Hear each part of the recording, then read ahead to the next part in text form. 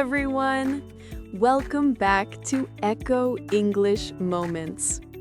This is Lily speaking, and today we're diving into our You're Not Alone series. I'm here all by myself, just like always, to share a little story that might make you smile and feel a bit braver about learning English. It's a story about a girl named Emma who felt lost with English recipes, just like some of us do sometimes. But guess what? She found her way, one tasty word at a time. You're not alone in this. I'm right here with you, cheering you on. Let's begin. Now, let's enter Emma's sunny kitchen and see her everyday life. Emma lives in a sunny loft apartment with open shelves full of spices and colorful jars. She has a red kettle on the stove and a chalkboard wall for shopping lists. Every morning at 8, she ties her apron and boils water for tea. Her parrot, Kiwi, repeats, "Breakfast time," in a funny voice. She loves baking cakes for friends and family, but online recipes say whisk until fluffy or fold in the dry ingredients. She stares at the screen, lost and confused. At the market, vendors ask, fresh basil or dried? She nods without understanding a word.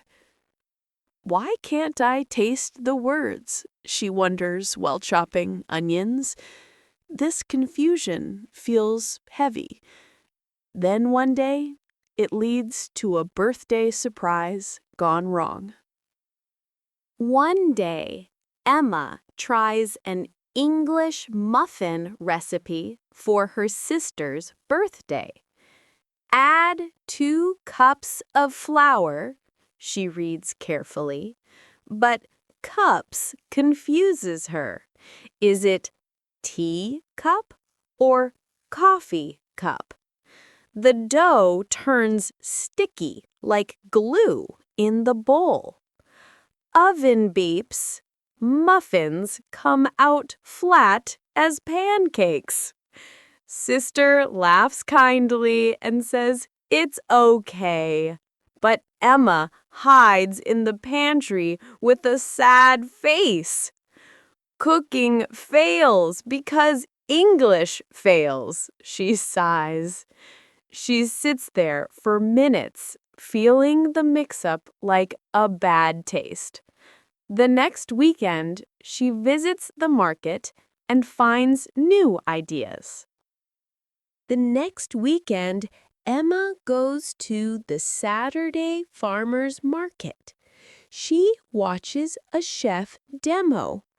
Chop the garlic finely, then sauté in olive oil. The crowd claps at the yummy smells. A vendor hands her a sample.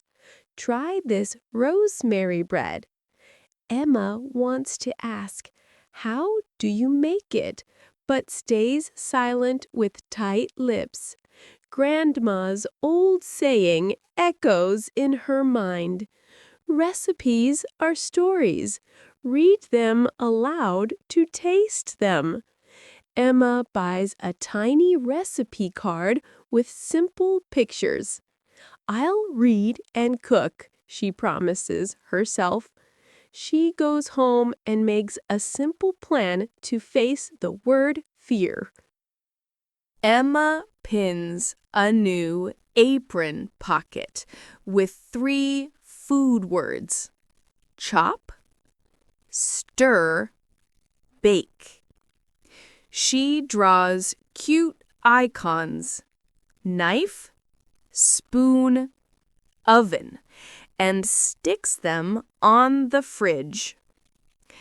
Daily goal: use each word in a real sentence while cooking. Nothing fancy, just easy and fun. The next day, she starts in the morning light with fresh fruit. The next day, Emma chops apples for oatmeal. Chop, chop, chop the apple. Kiwi squawks along like a helper. She stirs the pot slowly. Stir slowly. Oven preheats. Bake at 350. Words feel like ingredients, mixing into something yummy. She repeats them while tasting. At first, her tongue trips on stir, but she laughs. This practice takes her to the grocery store for more. At the grocery store, Emma asks the clerk, "Where is the flour?" Clerk points with a smile. She adds, "Thank you." At checkout, "Paper bag, please." Each word a pinch of salt, seasoning her day. Her hands feel less shaky. She practices prices too. $2. One word becomes a sentence. Soon, she tries a video recipe at home to build more. Emma finds a slow English cooking channel on her phone. Recipe: banana bread with simple steps. She pauses every part. Mash the bananas. She mashes and repeats aloud. Add sugar. Phone on counter. She follows like a dance partner. First loaf golden and smells amazing. Kiwi gets a crumb and flaps wings. This success builds her confidence for a group meal, but fear waits. At friends' potluck, Emma brings English pasta salad. Recipe says al dente. She boils too long. Mushy noodles. Friends say tasty, but Emma tastes defeat in every bite. Washes dishes alone with soapy hands. I need better measurements, she thinks, feeling the failure sting. The next day, she shops for tools to fight the mix-ups. Emma buys real measuring cups labeled in English. She writes on them, 1 cup equals happy cake. Practices half teaspoon vanilla. Kiwi learns vanilla and says it back. She laughs. Failure becomes flavor. With these tools, she sets up a daily chart on the fridge. Fridge chart.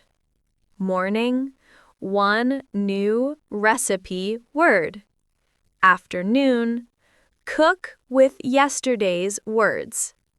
Evening, share photo in English learner group. Today, I baked cookies. Hearts and comments rain like sprinkles. Some days the food burns, but she notes why. These habits lead to a cafe visit for real talk. At a cafe break, Emma orders 1 latte, please, with cinnamon on top. Barista smiles. Coming up. She sips and says, delicious. Words swirl like steam in the air. Fear tried to stop her order, but she spoke clear. Back home, she opens her notebook to see how far she has come. Emma's notebook, thick with stained pages and notes. Early, flour. Now, sift flour for fluffy pancakes. She bakes for neighbors apple pie with pie label in English. This progress makes her ready for a phone call challenge. Bookstore? Wait, no, kitchen supply call. Hello, I need 10 pounds of chocolate chips.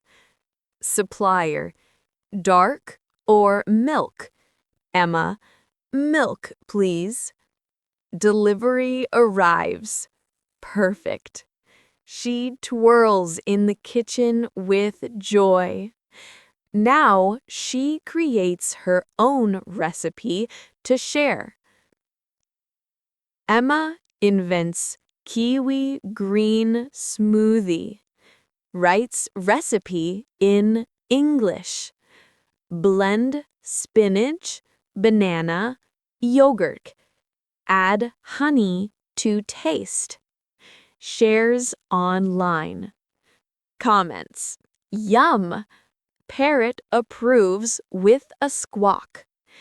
It feels like her own cookbook page. Now let's share tips with you. Friends, Emma's kitchen is your kitchen. Start with chop. Say it while cutting fruit. One tasty word feeds confidence. Burnt toast? Laugh and try again. Here is a simple idea for today. Today, pick 3 food words. Mix, pour, eat. Cook something simple. Mix the eggs, pour into pan. Eat with joy. Photo it, keep it. Think about your big goal. Emma has new dreams. Emma dreams of English cooking class. Welcome. Let's bake together. First word, fun. Your dream waits too. Let's end with encouragement. Take a deep breath. Feel that warm flavor in your words. You can cook English. One step, one taste. I'm proud of you. That's the end. That's our story for today. Keep listening, keep trying. This is Lily from Echo English Moments, signing off with a big virtual hug. See you next time.